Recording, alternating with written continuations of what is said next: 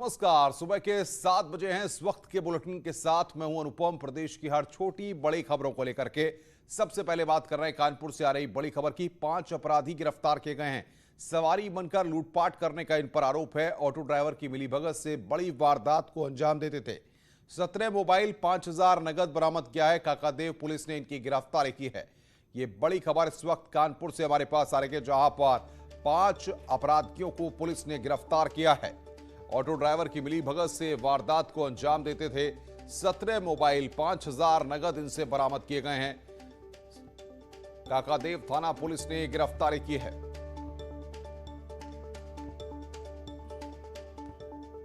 सवारी बनकर लूटपाट करने का इन पर आरोप है। ऑटो ड्राइवर की मिलीभगत से वारदात को अंजाम देते थे।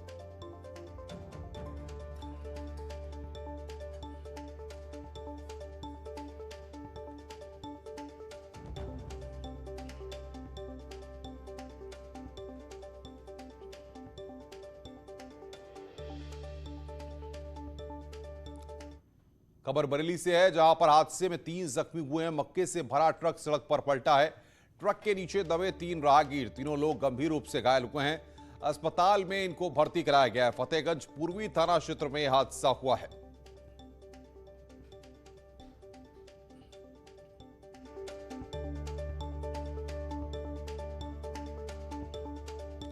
तो बरेली से खबर, हादसे में 3 जख्मी हुए हैं। मक्के से भरा ट्रक सड़क पर पलटा है। ट्रक के नीचे दबे 3 राहगीर, तीनों लोग गंभीर रूप से घायल हुए हैं। अस्पताल में इनको भर्ती कराया गया है। फतेहगंज पूर्वी थाना क्षेत्र में यह हादसा हुआ है।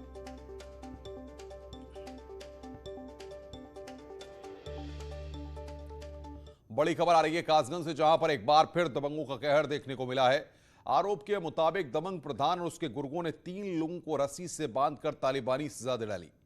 पीड़िता का जो मामला है, उनका कसूर यही था कि इन लोगों ने अपनी जमीन पर दबंगों की ओर से कराए जा रहे अवैध निर्माण का विरोध किया था। कोर्ट के स्थगन आदेश के बावजूद दबंग प्रधान प्लॉट पर अवैध निर्माण कर रहा था।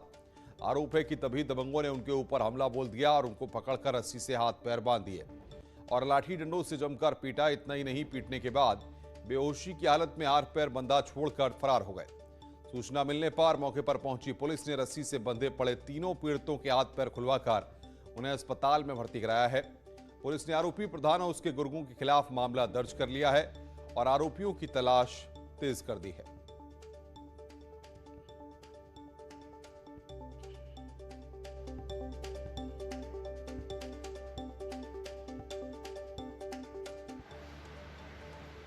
गए थे तो इनकी औरतें आई थी। इन्होंने सीधे पीछे से आकर डंडा मारा हमें और धक्का से बांध ले नीचे उतार लेकर लगे।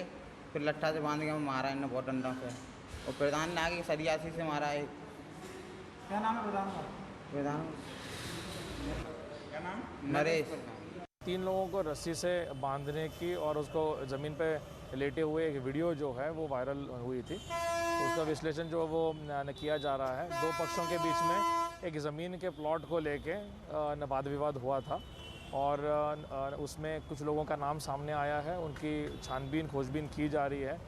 फिलहाल अभी फरार है। इसमें हम लोग अरेस्टिंग करेंगे। इसमें मुकदमा भी पंजीकृत किया जाएगा।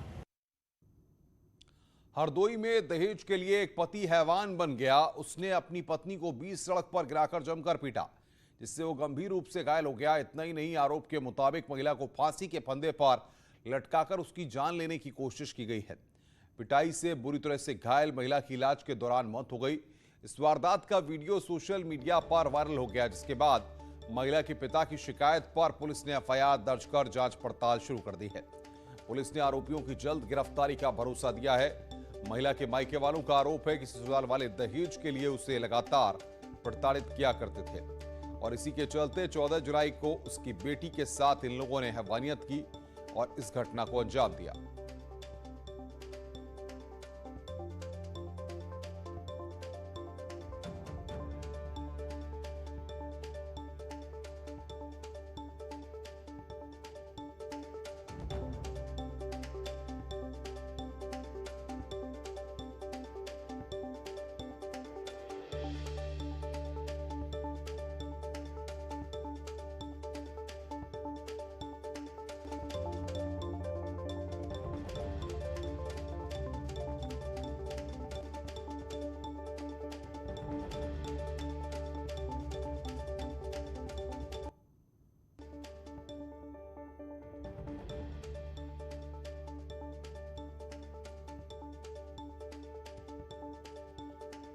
तो ये तस्वीर आपकी स्क्रीन पर आपको दिखा रहे हैं हरदोई से, जहां पर हैवान पति की शर्मनाक करतूत सामने आई है।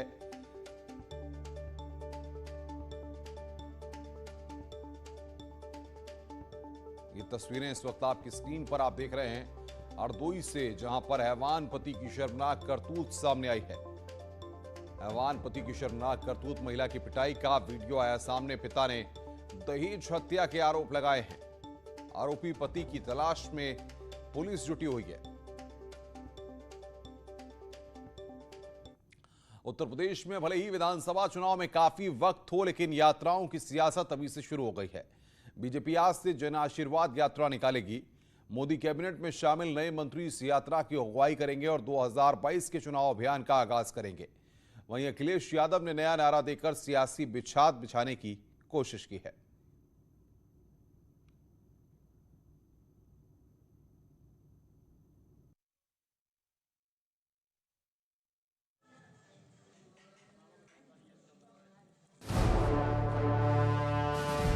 उत्तर प्रदेश में चुनावी तैयारियों को लेकर सियासी तकरार तेज हो गई है।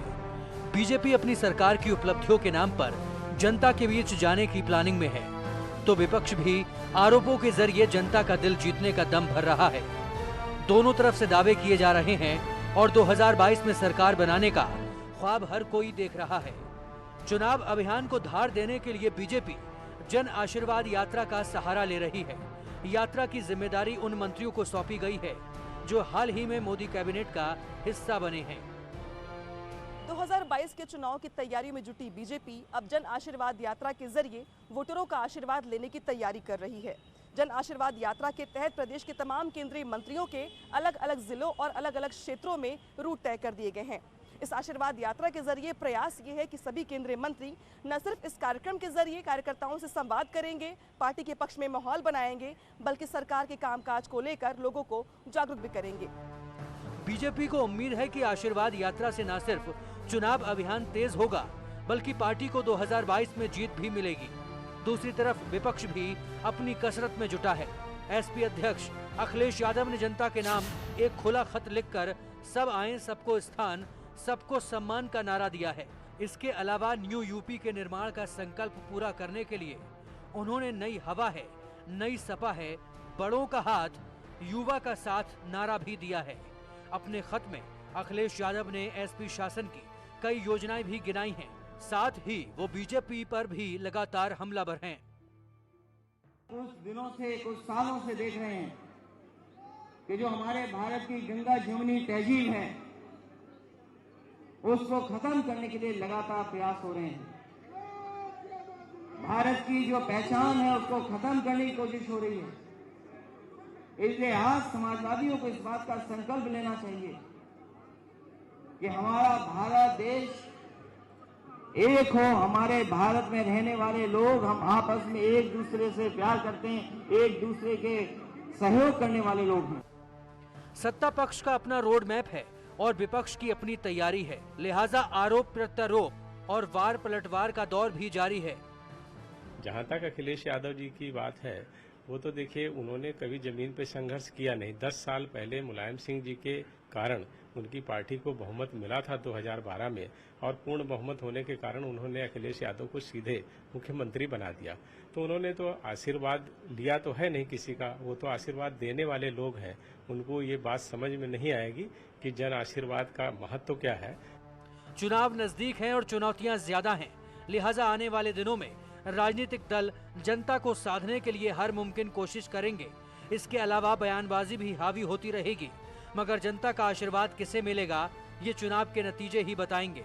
Bureau report, news 18। सावन का चौथा और आखिरी सोमवार आज है। शिव मंदिरों में श्रद्धालु उमड़े हुए हैं। सुबह से ही लगा श्रद्धालुओं का तांता।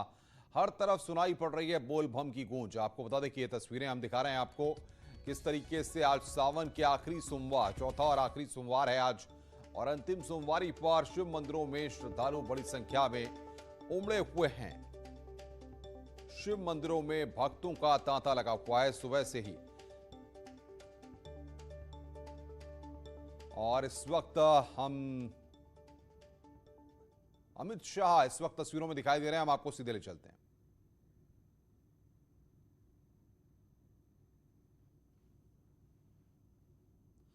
अमित शाह की तस्वीर आप देख रहे हैं। अमित शाह यहाँ पर बीजेपी के राष्ट्रीय अध्यक्ष जेपी नड्डा भी तस्वीरों में दिख रहे हैं। अमित शाह जी पधार चुके हैं।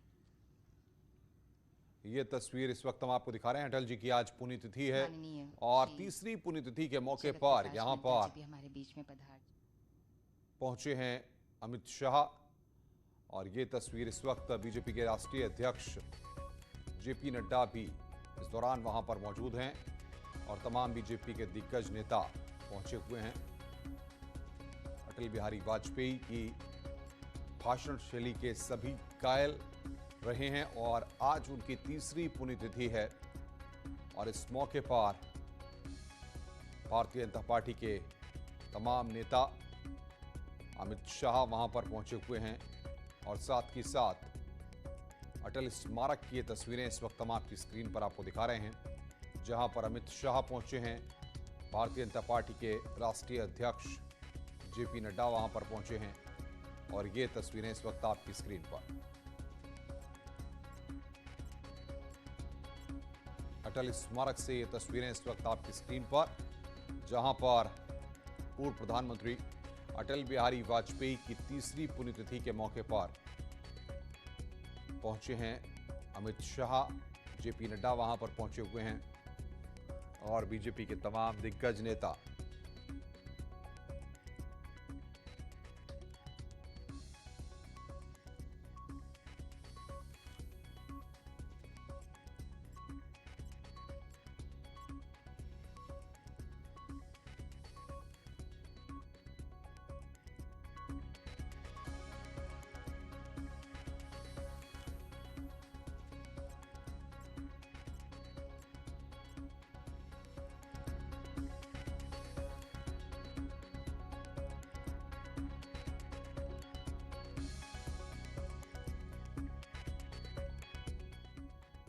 तो सावन का आखिरी सोमवार है और किस तरीके से मंदिरों में भक्तों की भीड़ उमड़ी है। हमारे ग्राउंड जीरो पर संवाददाता उपेंद्र द्विवेदी वाराणसी से, निमिष गोस्वामी अयोध्या से, अनिरुद्ध शुक्ला बाराबंकी से और अमित राणा गाजियाबाद से। उपेंद्र, सबसे पहले आपके पास आ रहे हैं, बताइए आज आखिरी सोमवार पर किस तरीके से भक्तों का सैलाब उमड़ा हुआ है।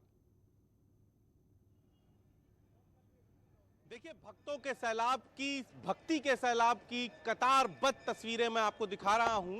ये काशी में सावन के अंतिम सोमवार की है और ये समझना होगा कि जो है इस बार जो नक्षत्र हैं वो सबसे दुर्लभ नक्षत्र सावन के इसी अंतिम सोमवार पर है। हम बात भी करते हैं, कहाँ से आए हैं आप?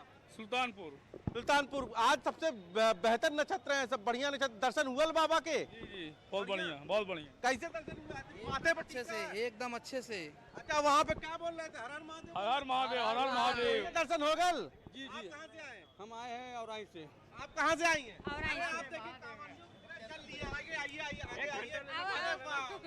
बिल्कुल उपेंद्र, आएंगे हम आपके पास। निमिष हमारे साथ अयोध्या से हैं। निमिष, अगर अयोध्या की बात करें तो वहां पर किस तरीके से भक्ति के रंग देखने को मिल रहे हैं? आखिरी सोमवार है और माना जाता है कि सावन माह में सोमवार पे पूजा अर्चन की विशेष कृपा महादेव को प्राप्त होती है। तो ऐसे में द्वादश ज्योतिर्लिंगों में से एक है नागेश्वरनाथ पीठ। यहाँ पर सुबह 3 बजे से ही जलाभिषेक करने के लिए श्रद्धालु उमड़े हैं। बड़ी संख्या में यहाँ पर सिक्योरिटी के इंतजाम किए गए हैं और लगातार लोगों को फुटकर छोटे छोटे जत्थे में छोड़ा जा रहा है जिससे कि वो दर्शन पूजन कर सके। लेकिन आज सुबह से ही सरयू स्नान का जो दौर शुरू हुआ और सरयू स्नान करने के बाद नागेश्वरनाथ सरयू तट पर चूंकि स्थित है, यहाँ पर द्वादश ज्योतिर्लिंगों में सभी तरीके के मनोकामनाएं पूर्ण होती हैं, ये तमाम मान्यताएं। तो ऐसे में यहाँ पर जो श्रद्धा का सैलाब उमड़ा हुआ है और लगातार शिवालयों में जलाभिषेक चल रहा है। आखिरी सावन का सोमवार अनुपम विशेष महत्व है क्योंकि पूरे सावन में सबसे प्रिय जो है वो सोमवार महादेव को होता है। तो ऐसे में आसपास के जिलों के लोग जो श्रद्धालु हैं और साथ ही स्थानीय बड़ी संख्या में बाराबंकी से अनिरुद्ध, अगर बाराबंकी की बात करें तो वहां पर किस तरीके से पूजन अर्चन आज हो रहा है? अनुपम, अगर सावन के सोमवार की जब बात करी जाएगी तब लोधेश्वर महादेव का मंदिर का जिक्र जरूर होगा और अब इस समय लोधेश्वर महादेव के मंदिर में मौजूद है। ये मुख्य द्वार आप देख सकते हैं कि खास बात यह है कि इस बार ये महादेव के मंदिर के कपाट जो है बंद किए गए हैं। कोविड-19 के तहत जो है इस बार मंदिर प्रशासन ने ये अपील करी है शिव भक्तों से कि वो बाहर से ही दर्शन करें, अपने घर से रहकर के पूजा करें। बिल्कुल हम आएंगे आपके पास। अनुरोध हमारे साथ अमित राणा गाजियाबाद से। अमित, वहां की तस्वीरें पहुंचाइए हम तक। जी बिल्कुल, आपको बताना चाहूँगा सावन का आज आखिरी सोमवार है, ऐसे में लंबी लंबी कतारें यहाँ शिवालयों में लगी हुई है। आप देख सकते हैं जहाँ तक भी आपकी नजर जाएगी शिवालयों में, वहाँ तक आपको श्रद्धालु ही श्रद्धालु नजर आएंगे। वजह यही है कि भगवान शिव को भगवान भोलेनाथ भी कहा जाता है और उन्हें महज आप अगर जल भी चढ़ा देते हैं तो आपकी तमाम मनोकामनाओं को पूर्ण भी करते हैं। बिल्कुल बिल्कुल अमित, आप सबका बहुत बहुत शुक्रिया हमारे साथ जुड़ने के लिए और बातचीत करने के लिए। इस बुलेटिन में फिलहाल इतना ही, नमस्कार।